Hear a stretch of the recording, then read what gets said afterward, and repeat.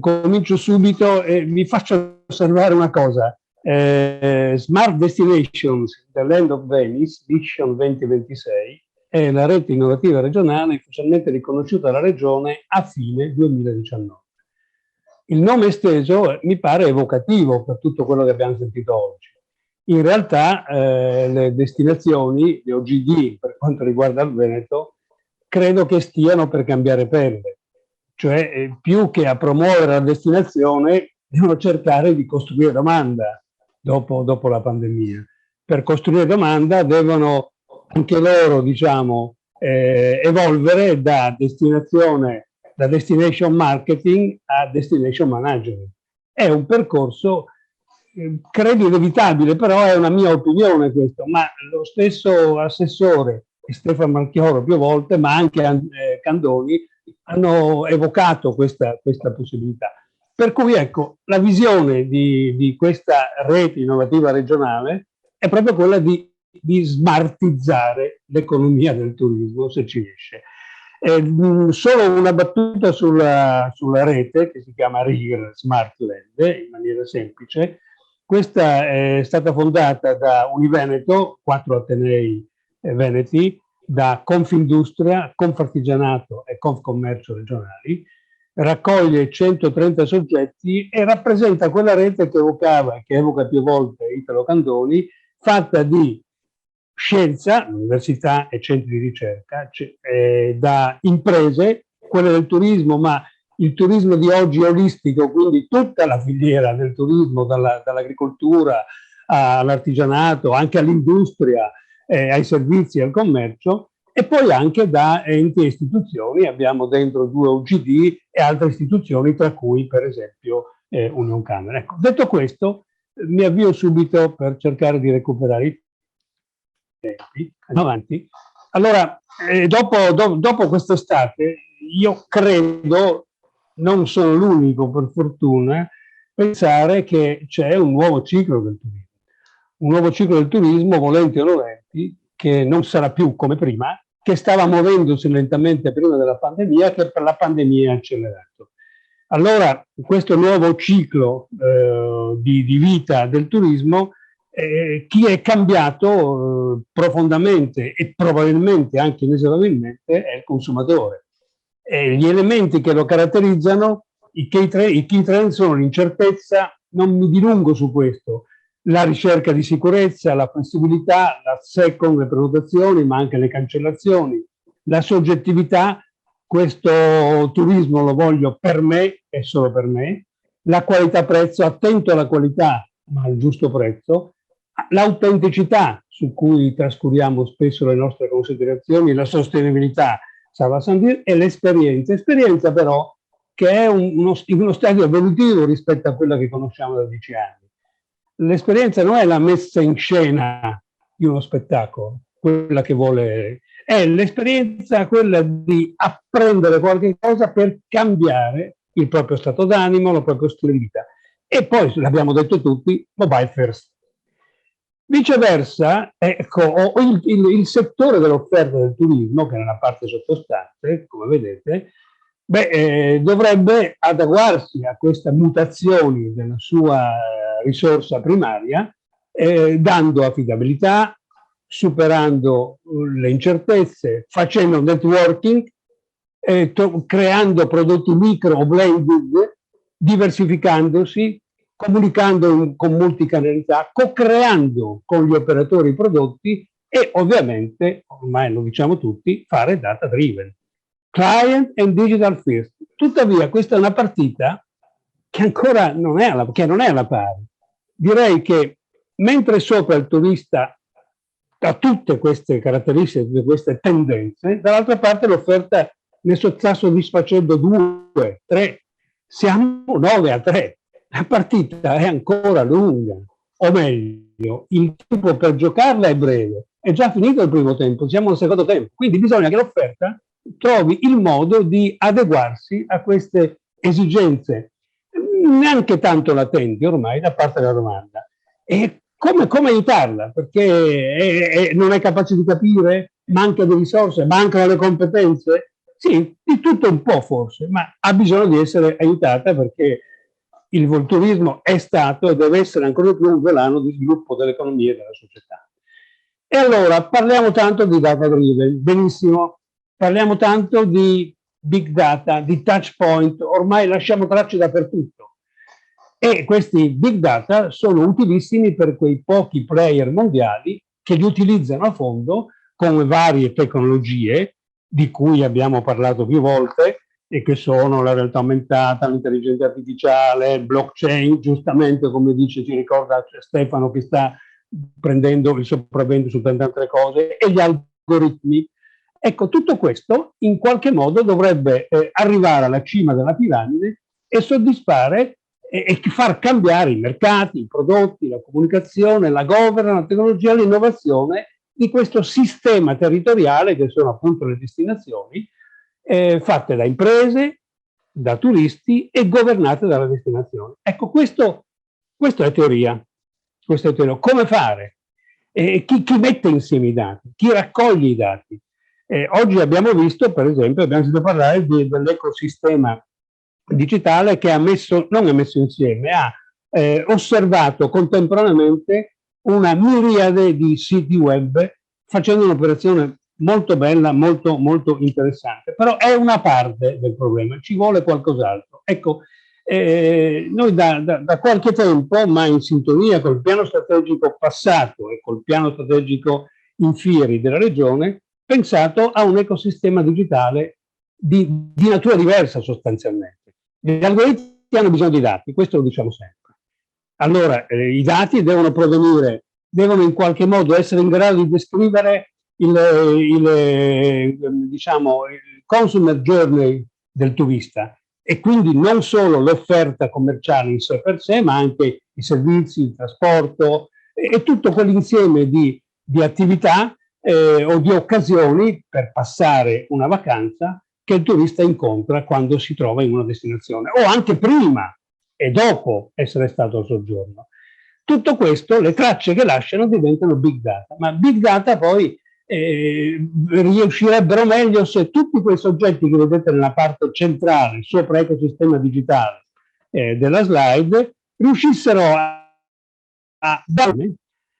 si parla di competition oggi, cioè di competere insieme ma anche di collaborare per poter far confluire diciamo, in un modo semplice ma regolato in un ecosistema digitale che a diversità di quello indicato prima ha le sue regole, per cui ci ispiriamo al modello E015 di Milano. Un ecosistema digitale senza regole è una bellissima chiave di lettura, però il valore che ne deriva è dell'interpretazione di quello che fa, ma non tanto nell'evoluzione. L'ecosistema digitale a cui pensiamo noi invece deve connettere un insieme di soggetti, se volete anche un insieme di PC che dialogano tra di loro scambiandosi i dati. Tutto questo rende più facile appunto l'operazione di elaborazione dei dati, di trasformazione dei dati, perché?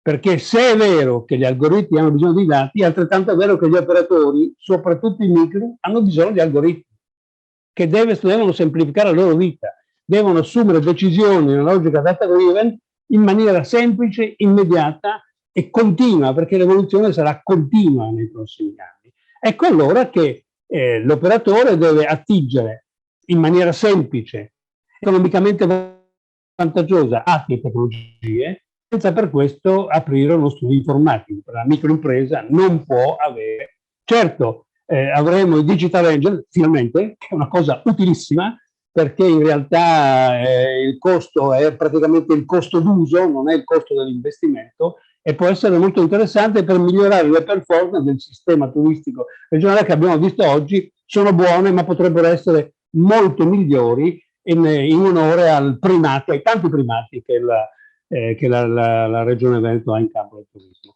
Ancora, in maniera più semplice, ci sono i dati, c'è un'infrastruttura, applica gli algoritmi, li trasforma eventualmente in servizi e tutto questo che ha dato l'operatore ritorna all'operatore stesso.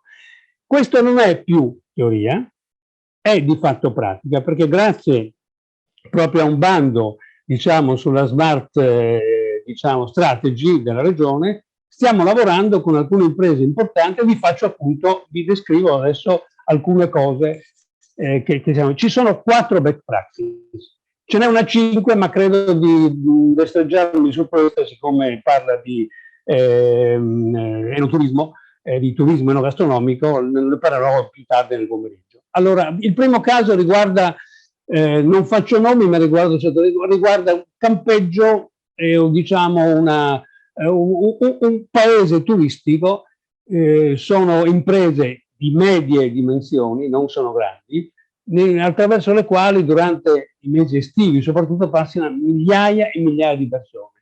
Ecco, queste 2 imprese hanno maturato l'obiettivo di sviluppare tecnologie insieme all'università e metodologie integrate per raccogliere dati sulle motivazioni, sui comportamenti, sui livelli di soddisfazione dei clienti, operazioni che gli operatori fanno da sempre con i loro clienti. Ma non c'è tempo di farsi clienti, studiarli quando si ha tempo, cercare di trovare una logica interpretativa e poi reagire magari l'anno dopo cambiando la proposta di valore. Oggi bisogna cambiarla in tempo reale. Allora c'è bisogno di fare in modo che queste tracce del customer journey vengano in qualche modo individuate subito, intercettate real time, in modo anche da adeguare i livelli di occupazione reali e previsti delle strutture, quindi trovare anche delle economie. Lavorando come? Conferendo i dati sull'ecosistema digitale veneto regolato, utilizzando una infrastruttura in cloud che abbiamo messo in piedi per poter attingere a questo ecosistema di dati digitali, elaborarli e restituirli, per arrivare a raggiungere 3 obiettivi: l'ottimizzazione delle risorse, l'ho appena detto, una personalizzazione dell'offerta turistica, parlavo di microprodotti, di blend di prodotti, cioè anche all'interno, diciamo, di un grande camping che ormai sono multifunction, e indubbiamente riuscire a focalizzare le aspettative del singolo, non tanto più della famiglia, pensate del singolo alle esigenze da soddisfare, diventa importante per adeguare la propria proposta di valore e ottimizzare le strategie a lungo termine. Tecnologie previste. Ecco, le API, in un ecosistema digitale, ma poi di questo non parlo più, si va oltre gli open data, che sono strumenti utilissimi di informazione, però difficilmente gestibili in termini di software. Praticamente consentono una connessione tra PC e PC. Le API invece sono dei software che consentono lo scambio di informazioni tra software e software, quindi sono molto più agevoli e consentono all'utilizzatore di sviluppare meglio il suo prodotto, il suo servizio, senza perdere tempo nel trasformare, se lo può, gli open data. Il cloud ha intelligenza artificiale, machine learning, algoritmi ottimi e ovviamente la privacy, perché quando si lavora sulle persone il tema della privacy è preliminare, è definito. Un'altra applicazione è un'app mobile in un ambiente che è, diciamo, una grande impresa veneta come le prime 2, che ha diramazioni in tutta Italia, gestisce soprattutto dei resort. Perché l'app? Perché è un trucco l'app, sostanzialmente, scusate se uso questo termine, o meglio, è uno strumento ambivalente, perché da un lato, essendo data gratuitamente al cliente, offre al cliente l'opportunità per scoprire meglio i servizi, per pagarli anche, come in questo caso, e per usarli quando vuole, ma dall'altro riesce a raccogliere le tracce del possessore in modo che il possessore, cioè l'impresa turistica, possa utilizzare queste tracce per costruire e modellare la propria proposta di valore, adeguarla in tempo reale. Ecco, qui dentro c'è anche la gamification dell'esperienza, che è un passaggio formidabile. Sulla gamification ci si campa, come vedremo poi nel progetto che presenterò più tardi nel pomeriggio. E tutto questo serve per prenotare, accedere ai servizi, per effettuare i pagamenti, per fare i check-in e check-out, l'eventuale accesso fisico alla camera, noleggiare le bici, le auto e altri mezzi. Anche questo usando l'ecosistema digitale, l'infrastruttura cloud e le varie tecnologie previste, le API ovviamente non più i dati di open data, l'app, il cloud, algoritmi e così via. Terzo caso, ecco anche questo, il progetto è nato in piena pandemia, adesso speriamo, siamo per avvicinarci alla quarta ondata, speriamo che non si verifichi, però uno degli elementi fondamentali per sviluppare il turismo è tranquillizzare l'esigenza di sicurezza del cliente e fare in modo che gli possiamo fare la raccomandazione delle strutture che operano, diciamo, in modo corretto e interessante per quanto riguarda l'aspetto della sicurezza sanitaria, per esempio. E allora c'è un'impresa, un ICT veneta che ha quasi finito lo sviluppo di questo sistema di raccomandazione digitale che sfrutta tecnologie di sentiment analisi e altre sostanzialmente, e che consente con il motore di Sentiment AI di estrarre un feedback di gradimento su località turistiche, non su uno in particolare, sull'insieme delle località turistiche e delle destinazioni, anche per quanto riguarda il rispetto delle normative anti-Covid. Questo riesce anche a essere proattiva e a trasferire diciamo, al mercato le informazioni di questo tipo e consente, lavorando sul DBMS delle strutture, e consentendo quindi sia in via web sia in via app al turista prima e durante il soggiorno a poter capire quale destinazione scegliere. L'ultima è un'altra app mobile, anche questa, che è quello che abbiamo chiamato Digital Concierge. Cioè questo può essere visto sia per il ricordiamo che durante la pandemia è nato il cosiddetto never ending tourism, cioè lo studiare, l'approfondire, andare sulla rete a cercare di capire qual è la vacanza che posso preferire. Il tempo l'ho avuto, infatti su alcuni settori in particolare, sull'enogastronomia, i turisti potenziali consumi hanno perso molto, hanno dedicato molto tempo, ma allora prima, dopo, perché poi è importante condividere l'esperienza, ma anche durante. Bene, questa è una sorta di coltellino svizzero per il turista. Una volta arrivato in destinazione, ha tutto in mano per capire, attraverso la realtà aumentata, il digitale, per entrare in contatto con tutte le strutture, non solo con la struttura che lo ospita, la quale gli darà in omaggio l'app mobile, ma con tutte le strutture ad essa collegate. Torniamo all'idea di rete, torniamo all'idea di agglomerato, torniamo all'idea di smart destination, smart tourist destination. Un insieme di una collettività fatta di imprese, di pubblico, ma anche di turisti, che condivide un percorso per ottimizzare l'esperienza di soggiorno in una certa realtà. Anche questo grazie all'ecosistema digitale, quindi alle API, alla infrastruttura cloud e alle altre numerose ormai, dall'intelligenza artificiale alla realtà aumentata in questo caso, al blockchain, perché in realtà qui bisogna anche certificare i percorsi, tracciare i percorsi, va molto bene per esempio sulla filiera agroalimentare, ma può andare bene anche su altri comportamenti. Tutto questo a che cosa serve? Perché lo stiamo facendo? Lo stiamo facendo perché ci siamo accorti che c'è, diciamo, ci sono, come dire, delle discrasie, delle differenze, cioè degli squilibri tra ciò che vorremmo avere, l'informazione, e ciò che è a disposizione.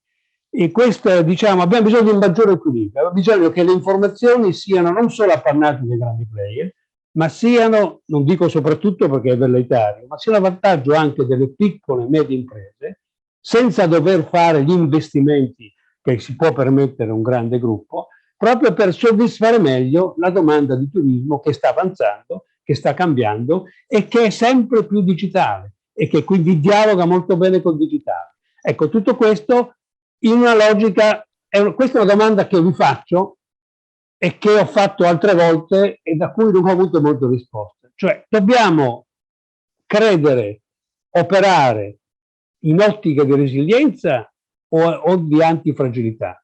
La resilienza sostanzialmente è la resistenza, non cambia il mio stato d'animo, non cambia il mio stile di vita, cerco solo di superare gli ostacoli cercando di essere come prima. Questo ci sta dicendo la comunicazione. Ma forse conviene pensare all'antifragilità, cioè convivere con le novità, superare gli ostacoli cambiando e quindi sostanzialmente evolvendo con l'economia, con la società, con i momenti. Ecco, probabilmente è venuto il momento di pensare più all'antifragilità che alla resilienza, un nuovo modo di vivere, e questo è il modo per operare il cambiamento e per agevolare in particolare il turismo, la transizione digitale, che non deve essere un peso, non deve essere un freno, ma deve essere un grande acceleratore dello sviluppo.